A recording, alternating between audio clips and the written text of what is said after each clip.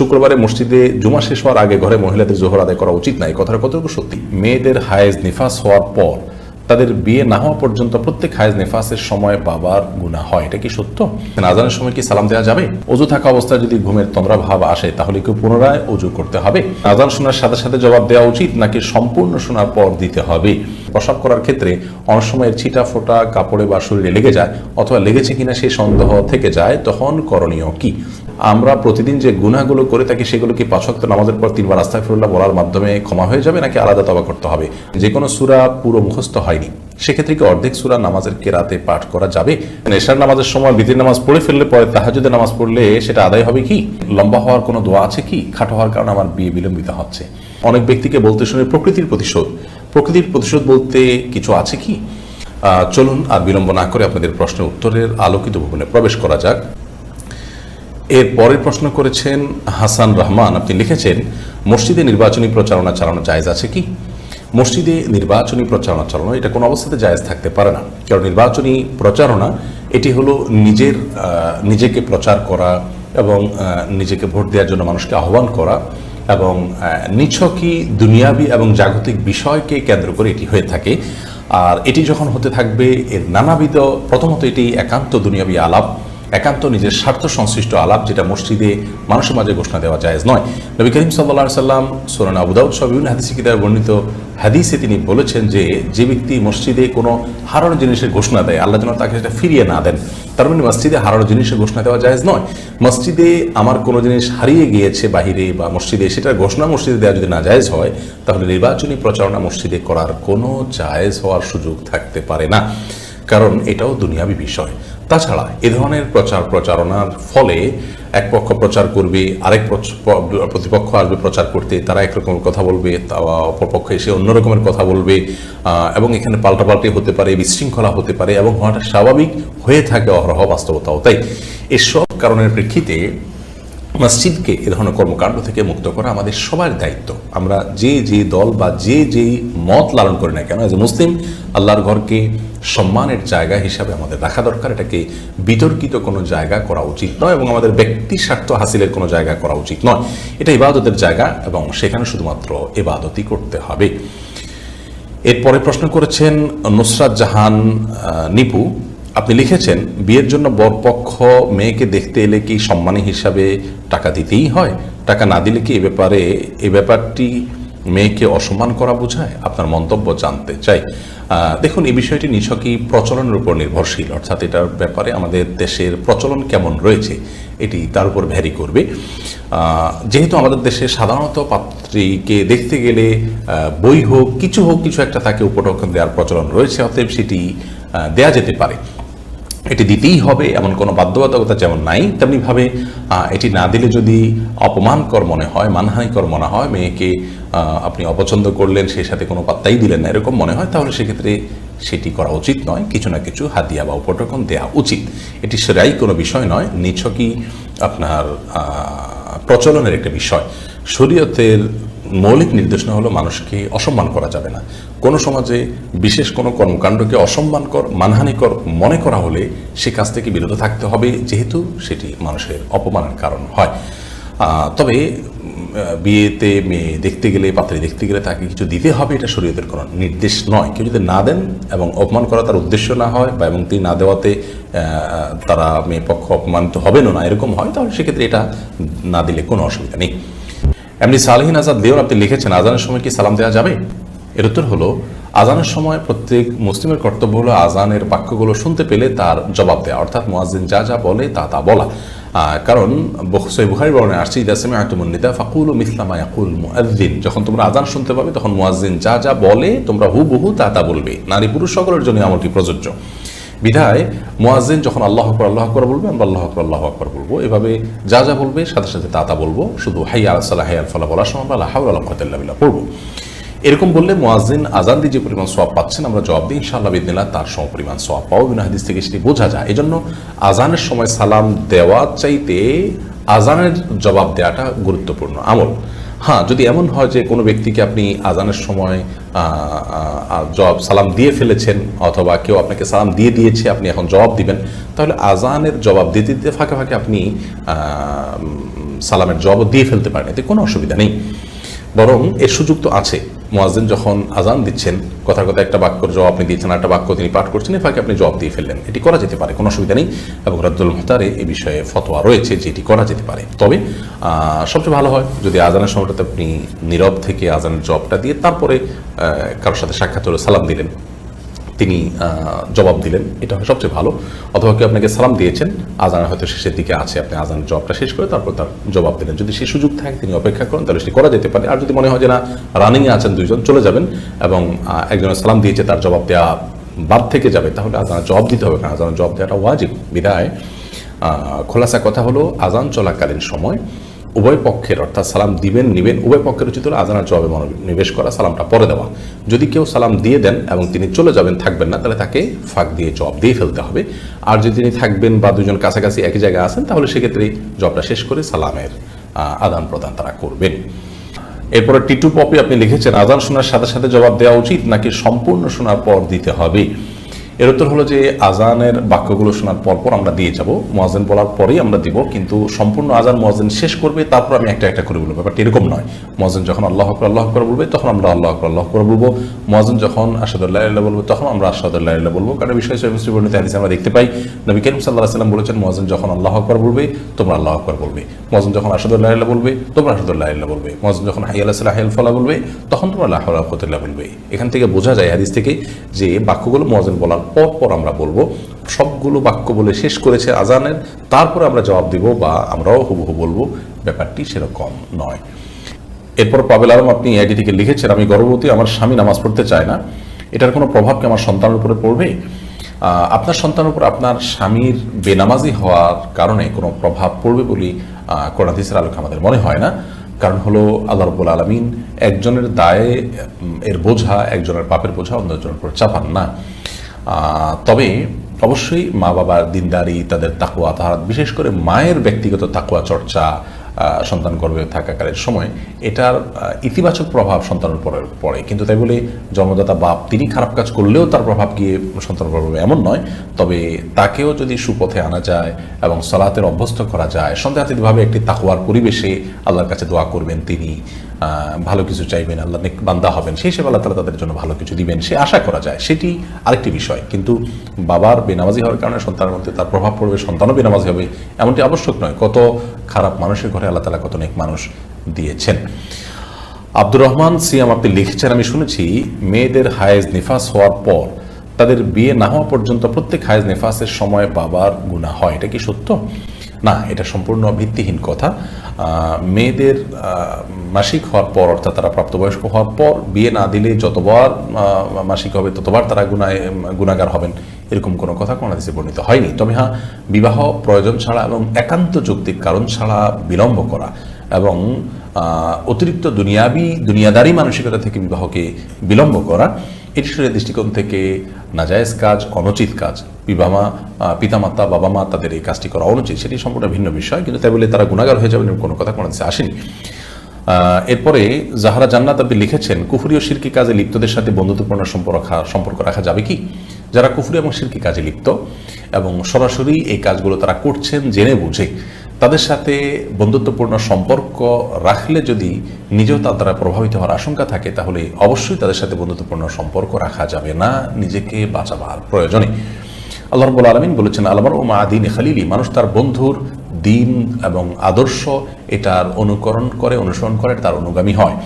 অতএব ফালিয়ানজুর আহাদুকুম মা ইউখাল, তোমাদের কে কার সাথে বন্ধুতা করছে তোমরা সেটি খেয়াল করো। এই জন্য শিরকে কুফরিতে লিপ্ত ব্যক্তিকে বন্ধু বানানো উচিত নয়। তবে হ্যাঁ, যদি তার সাথে বন্ধুতাপূর্ণ সম্পর্ক থাকলে তাকে নাসিহা করা যায়, দাওয়াত দেওয়া যায় এবং নিজে তার প্রভাব দ্বারা প্রভাবিত হওয়ার আশঙ্কা না থাকে, তাহলে সেক্ষেত্রে বন্ধুত্বপূর্ণ সম্পর্ক রাখা যেতে পারে, সেটি দাওয়াতের উদ্দেশ্যে। অন্যথায় ওয়ালা এবং বারার দাবি হলো এ ধরনের মানুষকে বন্ধু হিসাবে গ্রহণ না করা। সাদিয়া সরকার আপনি লিখেছেন, লম্বা হওয়ার কোনো দোয়া আছে কি? খাটো হওয়ার কারণে আমার বিয়ে বিলম্বিত হচ্ছে। আল্লাহ তাআলা সহজ করুন আপনার বিয়ের বিষয়টি, আমরা দোয়া করি।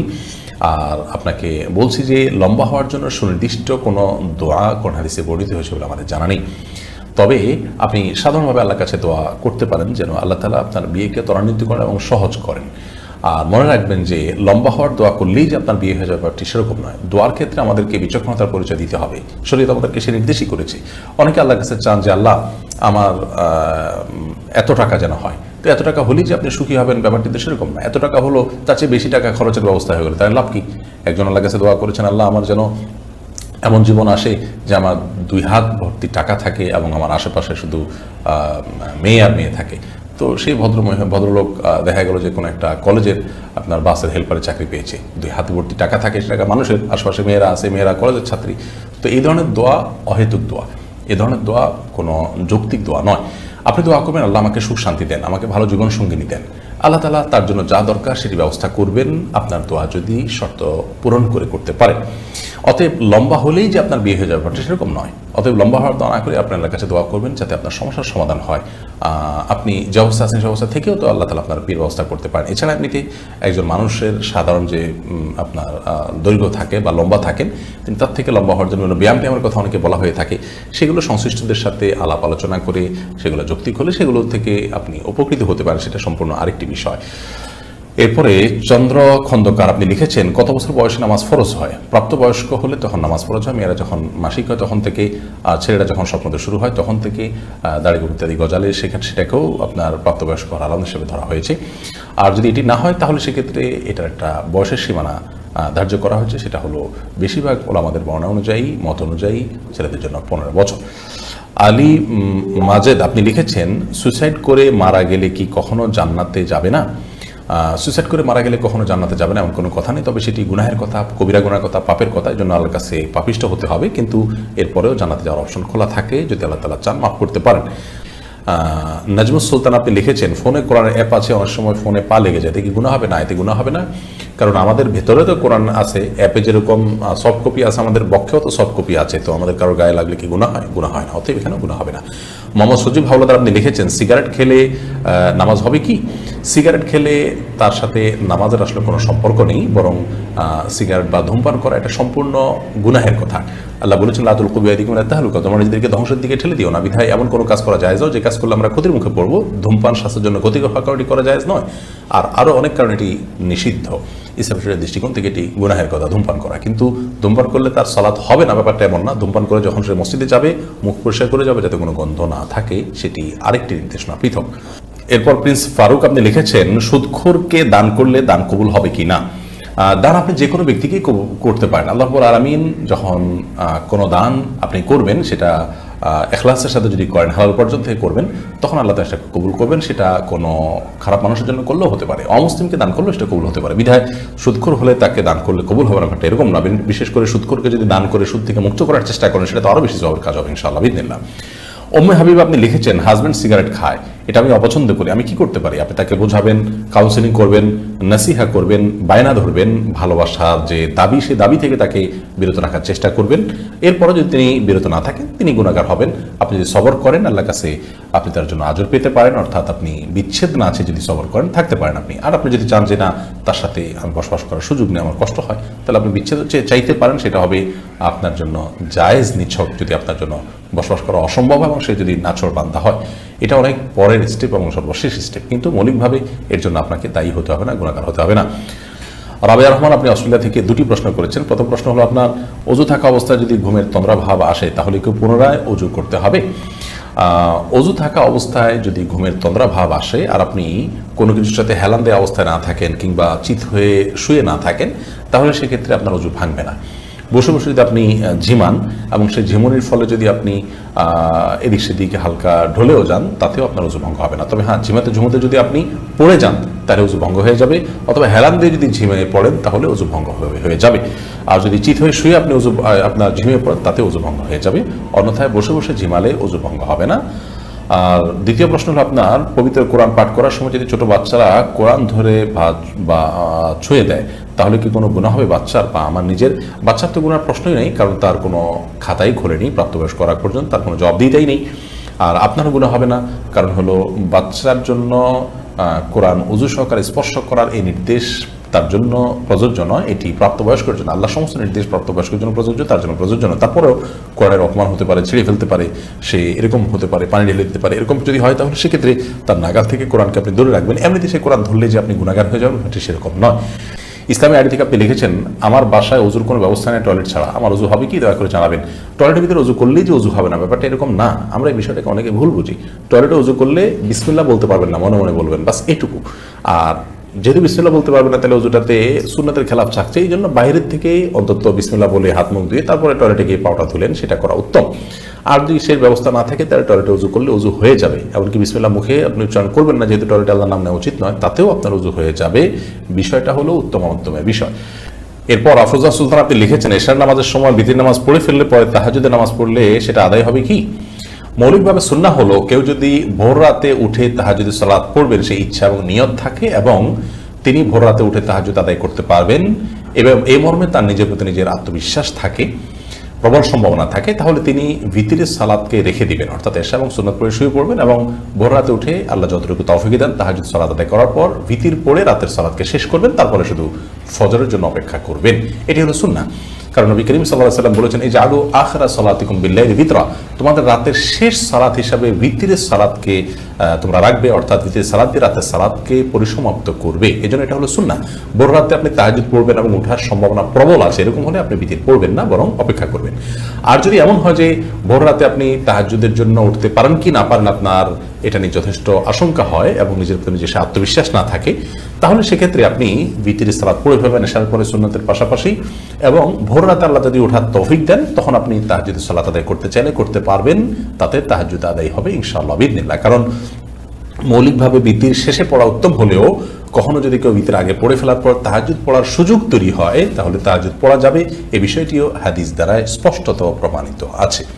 উম্মে কুলসুম শিখা আপনি লিখেছেন, স্বামীর কাছে অনুমতি নিয়ে ব্রু প্লাগ করা কি গুনাহ হবে? যে বিষয়টি শরীয়ত জায়েজ করেনি সে বিষয়টি স্বামীর অনুমতি সাপেক্ষেও জায়েজ হবে না। এরপর কে আকাশ এয়ারি থেকে আপনি লিখেছেন, একজন দিনদার জীবনসঙ্গী কিভাবে পাবো?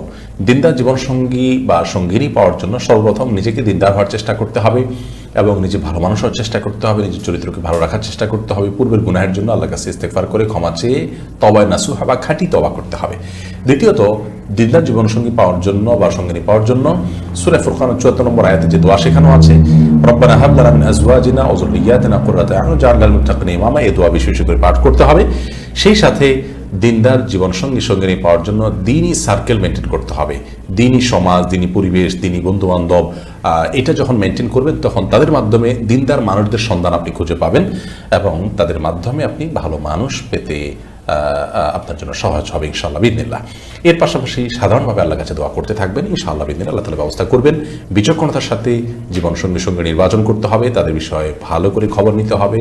দিনদারিতা শুধুমাত্র যেন বাহ্যিকভাবে না হয়, ভেতরেই যেন দিনদারিতা থাকে, সেজন্য খুব ভালোভাবে অনুসন্ধান এবং যাচাই বাছাই করে পরীক্ষা নিরীক্ষা করে সিদ্ধান্ত নিতে হবে। সেই সাথে ইস্তেখারার মাধ্যমে আপনি বিবাহ করতে পারেন। এই কাজগুলো আপনি যখন করবেন ইনশাআল্লাহ বিইذনিল্লাহ ভালো জীবনসঙ্গী বা সঙ্গিনী পাওয়া সহজ হবে।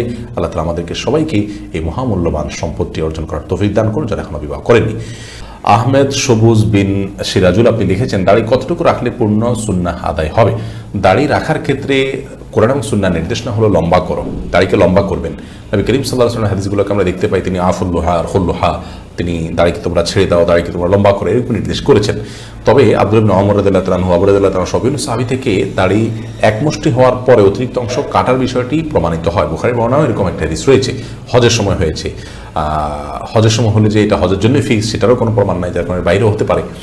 এই জন্য এক মুষ্টির পরে চাইলে কেউ কাটতে পারে, কিন্তু যদি কেউ এক মুষ্টির বড় রাখেন তিনি কোনো গুনাহ করেছেন এমনটি করা যাবে বলা যাবে না, কারণ রাসূল আকরাম সাল্লাল্লাহু আলাইহি ওয়াসাল্লাম লম্বা করতে বলেছেন, তিনি কাটার কোনো নির্দেশনা দেননি। হ্যাঁ, কারণ যদি দাড়ি অনেক লম্বা হয় এবং তার ফলে ধরুন বোতামের সাথে লেগে যায়, তার জন্য কষ্টের কারণ হয়, পেশাবের ছিটা আসে, নানাবিধ অসুবিধা তৈরি হয়, তাহলে এক মুষ্টির পরে তিনি চাইলে কাটতে পারবেন। কিন্তু কেউ না কেটে যদি লম্বা করেন এবং তার অসুবিধাতে যদি না হয়, তাহলে সেক্ষেত্রে তাকে নিয়ে তাচ্ছিল্য করা বা ট্রল করার কোনো সুযোগ নেই। এরপর প্রশ্ন করেছেন রানা, আপনি লিখেছেন, অনেক ব্যক্তিকে বলতে শুনে প্রকৃতির প্রতিশোধ। প্রকৃতির প্রতিশোধ বলতে কিছু আছে কি? দেখুন, প্রকৃতির প্রতিশোধ বলতে কোনো কিছু নেই। যারা প্রকৃতির প্রতিশোধ বলেন তারা মূলত এমন একটা কথা বলেন যে কথাটি কুফরি কথার সাথে সাদৃশ্যপূর্ণ বা যে কথার কুফরি একটি মিনিং আছে।